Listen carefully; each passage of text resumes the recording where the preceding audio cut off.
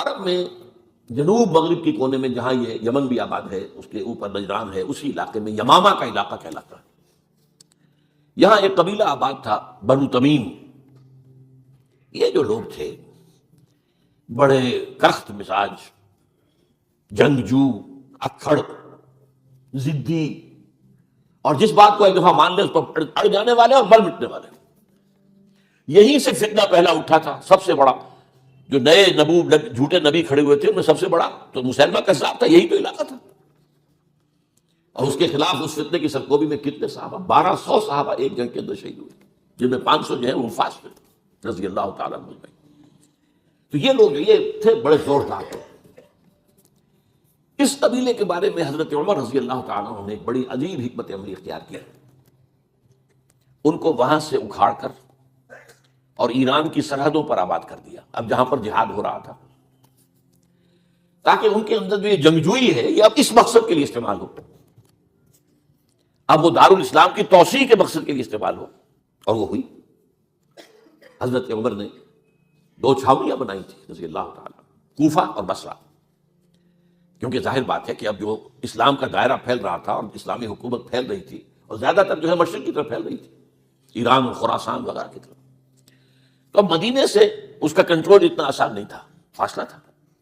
تو چھاؤنیاں بنائیں تاکہ یہ اس سرحد کے اوپر یہ موجودہ مرکز رہے یا فوجیں موجود رہیں، کہیں کوئی بغاوت ہو تو اس کو کچلنے کے لیے وہ قوت فوری طور پر دستیاب ہو سکے. یہ لوگ ہیں کہ جو عبداللہ ابن سبا کی فتنے سے سب سے زیادہ متاثر ہوتے. ان کی مزاج میں وہ کجی تو تھی نا. حضرت عمر بھی ان کا جو ایک مضبوط کنٹرول تھا انہیں دبائے رکھا ہے، اور ان کا رخ جو ہے ایک دوسری طرف موڑ کر اس سے اسلام کو فائدہ پہنچایا. لیکن اس کے بعد جب فتنہ جو آیا یہ عبداللہ ابن سبا، تو سب سے بڑھ کر یہی لوگ اس کے ماننے والے، اور انہی میں سے وہ لوگ تھے جنہوں نے جانیں بھی دے دی ہیں، جنہیں حضرت علی نے زندہ جلایا ہے. اس لیے کہ وہ کہتے تھے کہ علی خدا ہے. اے علی تم خدا ہو، تم ہمیں آگ میں جلا رہے ہو، یہ تو تم ہمارا امتحان لے رہے ہو. وَلَنَبْلُوَنَّكُمْ بِشَيْءٍ مِّنَ الْخَوْفِ وَالْجُوعِ وَنَقْصٍ مِّنَ الْأَمْوَالِ وَالْأَنفُسِ وَالثَّمَرَاتِ. اب وہ اس آیت کو اپنے اوپر منطبق کر رہے ہیں. تو یہ جو کرخت لوگ تھے، انہوں نے در حقیقت جو ہے عبداللہ ابن سبا کے کردار میں سب سے بڑا رول پلے کیا، اور انہی کے ہاتھ میں حضرت عثمان شہید ہوئے رضی اللہ تعالیٰ. اور اس کے بعد انہوں نے حضرت علی رضی اللہ تعالیٰ عنہ کو اپنے گھیرے میں لے لیا، کیونکہ انہی کی کثیر تعداد موجود تھی مدینے میں جب حضرت عثمان شہید ہوئے. اس کے بعد اب ظاہر بات ہے کہ کوئی نہ کوئی تو خلیفہ ہونا چاہیے تھا. حضرت طلحہ سے کہا گیا، انہوں نے معذرت کر لی. حضرت زبیر سے کہا گیا، انہوں نے معذرت کر لی. اب ظاہر بات ہے کہ حضرت علی آخر امت کو چھوڑا تو نہیں جا سکتا تھا بغیر امام کے. انہوں نے قبول کر لی، اگرچہ حضرت حسن روکتے رہے کہ ابا جان یہ ان لوگوں کی بیعت جو ہے آپ قبول نہ کیجیے. حضرت حسن تو ان میں سے ہیں جو حضرت عثمان کے دروازے پر کھڑے تھے پہرے دار کی حیثیت سے، حسن اور حسین رضی اللہ تعالیٰ عنہ. انہیں تو معلوم تھا فتنہ جو کون لوگ. اس کے بعد حضرت علی رضی اللہ تعالیٰ عنہ نے اسی حکمت سے، جس حکمت کے تحت حضرت عمر نے یہ چھاونیاں آباد کی تھیں، دارالخلافہ بھی مدینے سے کوفہ منتقل کر دیا تاکہ پورے عالم اسلام کو کنٹرول کیا جا سکے اس مرکز کے ساتھ. اس کا نتیجہ یہ نکلا کہ اب گویا کہ حضرت علی کے گرد ان لوگوں کا گھیراؤ مکمل. کوفے میں یہی تو آباد تھے، کوفی یہی تو تھے. حضرت عمر نے انہیں لا کے یہاں آباد کیا تھا. جب حضرت علی نے کوفے کو اپنا دارالخلافہ قرار دیا تو گویا کہ ان کا پھر عمل دخل بہت بڑھ گیا. ایک طریقے سے یہ کہا جا سکتا ہے کہ انہوں نے اب حضرت علی رضی اللہ تعالیٰ عنہ کو اپنے محاصرے میں لے لیا. چنانچہ جنگ جمل کے موقع پر یہ ہوا ہے کہ صلح ہو گئی تھی. حضرت عائشہ رضی اللہ تعالیٰ عنہ کے جو نمائندے تھے اور ادھر سے حضرت علی، صلح ہو گئی تھی. طے ہو گیا تھا کہ ہاں قاتلین عثمان کو جو ہے اس کو سزا دی جائے گی، قصاص لیا جائے گا حضرت عثمان کی قتل کا. لیکن ان لوگوں نے 10,000 آدمی کھڑے ہو گئے کوفے کے اندر، ہم سب قاتل ہیں عثمان کے، لوگ قصاص ہم سے اگر لے سکتے ہو. اس کے نتیجے میں اور انہوں نے جنگ شروع کر دی. اور جب جنگ شروع ہو جائے تو پھر اس کے بعد تو کوئی نہیں دیکھ سکتا کیوں شروع ہوئی، کیسے شروع ہوئی، کس نے شروع کی. اب تو یا مارو یا مرو، دو ہی باتیں ہوتی. 10,000 مسلمان 1 لاکھ میں شہید ہوئے جنگ جمل. اب اس کے بعد حضرت علی رضی اللہ تعالیٰ عنہ کی خلافت جو ہے حضرت علی معاویہ نے ماننے سے انکار کر دی. جب تک قاتلین عثمان کو سزا نہیں دیتے ہم بیعت نہیں کریں گے. یہ نہیں کہ دعویٰ کیا ہو کہ میں خلافت کا حقدار ہوں، یہ نہیں، لیکن یہ کہ آپ کو ان کو سزا دینی چاہیے. اب یہ تھا وہ مخمصہ جس میں حضرت علی رضی اللہ تعالیٰ عنہ وہ فرماتے ہیں کہ میرا ساتھ دو تو میں ان قاتلین عثمان سے صدا جو ہے ان کو صدا دے سکتا. ادھر انہیں پتا تھا کہ میں سرنڈر کرتا ہوں تو مجھے علی تک تو پہنچنے کوئی نہیں دے گا, راستے میں ختم کر دیں گے رضی اللہ تعالیٰ عنہ.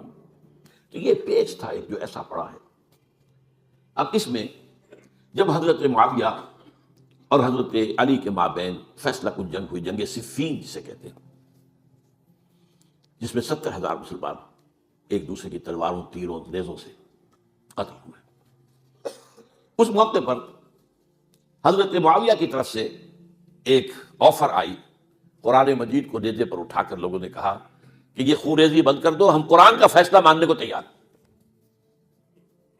حضرت علی دیکھ رہے تھے کہ یہ اصل میں میری فتح کو شکست سے بدلنے کا پروگرام ہے, تقریباً فتح میری ہو چکی ہے. لیکن یہ جو طبقہ تھا یہ ان کا نہیں, بڑی ٹھیک بات کہہ رہے ہیں, وہ مانیے ان کی بات, جنگ بند کی. انہوں نے ہی یہی لوگ تھے جنہوں نے مجبور کیا حضرت علی کو کہ وہ تحکیم پر رضامند ہو جائے.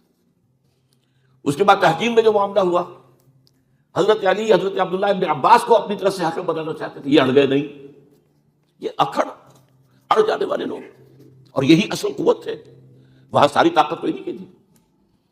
تو انہوں نے ابو موسیٰ اشعری کو اپنی طرف سے مقرر, وہ بہت نرم خو آدمی تھے, انہیں بناؤ. بہرحال جو بھی بات طے ہوئی, اب تاریخ کی روایتوں میں اختلاف ہو سکتا ہے. کہا یہ جاتا ہے کہ طے تو یہ ہوا تھا حکمین کے مابین, ادھر سے ابو موسیٰ اشعری, ادھر سے عمرو بن العاص رضی اللہ تعالی عنہ, کہ آپ اپنے جو کلائنٹ ہیں حضرت علی آپ انہیں معزول کر دیجئے, میں معاویہ کو معزول کر دیتا ہوں, پھر جو ہے مسلمان فیصلہ کر لیں کسی اور کی عبادت. انہوں نے کھڑے ہو کے کہہ دیا میں علی کو معزول کرتا ہوں, اور عمرو بن العاص نے کہا کہ میں معاویہ کو قائم کرتا ہوں. اب یہ ہے روایت, واللہ عالم اس میں کتنا سچ ہے کتنا جھوٹ ہے. میں کوئی مورخ نہیں ہوں, میں کوئی تاریخ کا محقق نہیں. اس کے بعد جو ہے اب یہ لوگ انہوں نے کہا کہ مانیے تحکیم کو, اور جب انہوں نے حضرت علی نے اس تحکیم کے فیصلے کو ماننے سے انکار کیا تو باغی ہو گئے, حضرت علی کو کافر قرار دیا, اور جا کر ایک جگہ پر حرورہ ایک جگہ تھی وہاں پر جا کے جمع ہو گئے, جتھا بندی کی بہت بڑی طاقت اور وہاں کری. انہوں نے طے کیا کہ علی بھی کافر ہو گیا, معاویہ بھی کافر ہو گیا, عمرو بن العاص بھی کافر ہو گئے, سب کافر. حضرت علی کی طرف سے ایک گئے سفیر ان سے بات کرنے کے لیے, تو انہوں نے کہا تم ہی نے تو کہا تھا کہ تحکیم کو تسلیم کرو, کہ ہاں ہم نے گناہ کیا تھا, کفر کیا تھا, ہم توبہ کی ہم نے.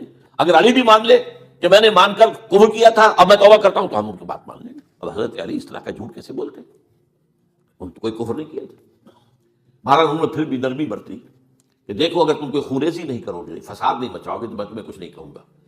لیکن وہ اپنی ان شرارتوں سے بعد نہیں آئے. تو پھر تیسری جو بڑی جنگ ہوئی ہے ان جنگوں میں, جنگ نہروان کہلاتی ہے, حضرت علی کی جنگ خوارج کے ساتھ, جس میں 4,000 خارجی جو ہے ختم ہوئے. اور یہ بات اب آپ نوٹ کر لیجیے کہ یہ لوگ جیسا کہ اکھڑ بھی تھے لیکن اپنی بات پر ڈٹ جانے والے تھے, لیکن ساتھ ہی دیندار بھی تھے, نمازی اور روزہ دار بھی تھے. یہ اس طرح کے لوگ نہیں تھے کہ جو فاسق اور فاجر ہو, بس یہ مزاج کا ایک ہے جس بات جو بات دل میں بیٹھ گئی اڑ گئے. یہ اصل میں انہوں نے پھر فیصلہ کیا کہ اور تو ہمارے بس میں اب کچھ نہیں ہے, ان تینوں کو قتل کر دیا جائے, علی کو بھی اور معاویہ کو بھی اور عمرو بن العاص کو بھی. تو ایک جگہ ان کی سازش ہوئی, 3 آدمی معین ہو گئے, ایک ہی وقت کا طے فیصلہ ہو گیا, فلاں تاریخ کو فجر کے وقت تم جاؤ, وہ تم کوفے کی جامع مسجد میں جب علی نماز جماعت کرا رہے ہو خنجر مارو انہیں. اور یہ اس کا نام ابن ملجم تھا, خارجی, یہ وہی لوگ بنو تمیم کے لوگ. دوسرا جو تھا وہ نبشت میں حضرت معاویہ کو قتل کرنے شہید کرنے کے لیے پہنچ گیا. تیسرا مصر پہنچ گیا حضرت عمرو بن العاص کو. اب یہ بات اللہ کی طرف سے ہے, یہ تو اس کی مشیت ہے, اس کا فیصلہ ہے. حضرت علی پر وار کارگر ہوا, آپ شہید ہو گئے. حضرت معاویہ پر وہ وار ذرا اوچھا پڑا, زخمی تو ہوئے لیکن آپ کی جان بچ گئی. عمرو بن العاص اس روز مسجد میں کسی معذوری کی وجہ سے, عذر کی وجہ سے فجر میں آ ہی نہیں سکے, لہٰذا حضرت علی کی شہادت ہو گئی.